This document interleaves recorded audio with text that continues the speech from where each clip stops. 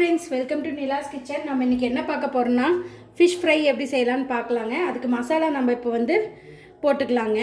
நான் இதுக்கு இது என்ன மீனுன்னா லெதர் ஜாக்கெட்டு, கடல் மீன்லேயே லெதர் ஜாக்கெட் எடுத்துருக்கேங்க. வாங்க இதுக்கு மசாலா ஆட் பண்ணிடலாம். பாருங்கள், இப்போ நான் இந்த ஃபிஷ்ஷுக்கு குழம்புத்தூள் வீட்லேயே அரைச்ச குழம்புத்தூள் இதோட வீடியோ லிங்க்கில் கொடுக்குறேங்க. இதோட வீடியோவும் என்னோடய யூடியூப் பேஜில் இருக்கும், போய் செக் பண்ணி பார்த்துக்கோங்க. நான் 3 ஸ்பூன் குழம்புத்தூள் போட்டிருக்கேங்க.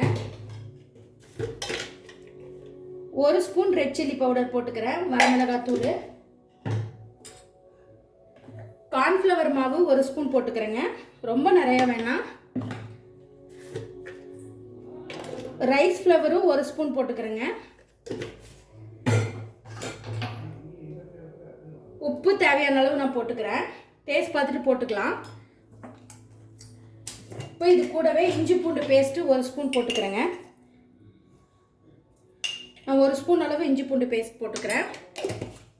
இப்போது நான் இதை நல்லா பரட்டி விட்டுக்கலாங்க. கொஞ்சம் தண்ணி கூட வேணுமா ஆட் பண்ணிக்கோங்க.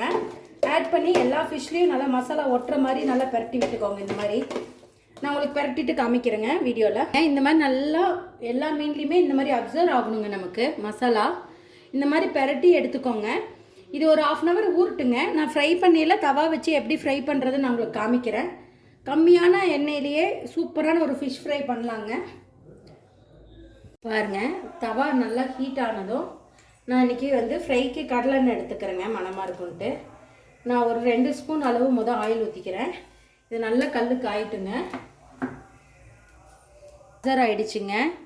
மீனில் சூப்பராக மசாலா பாருங்கள் எந்த அளவுக்கு அப்சர்வ் ஆகிருக்குன்னு. இப்போ ஃப்ரை பண்ணி எடுத்துக்கலாங்க. பாருங்கள், ரொம்ப கம்மியான ஆயிலில் சூப்பரான ஒரு ஃபிஷ் ஃப்ரைங்க.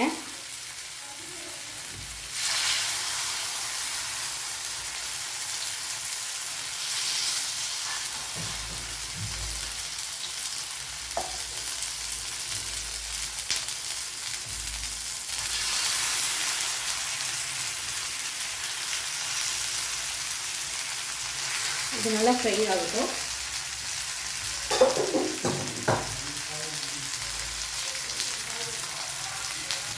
இப்போ இதுக்கு மேலே கொஞ்சம் ஆயில் விட்டுக்கோங்க.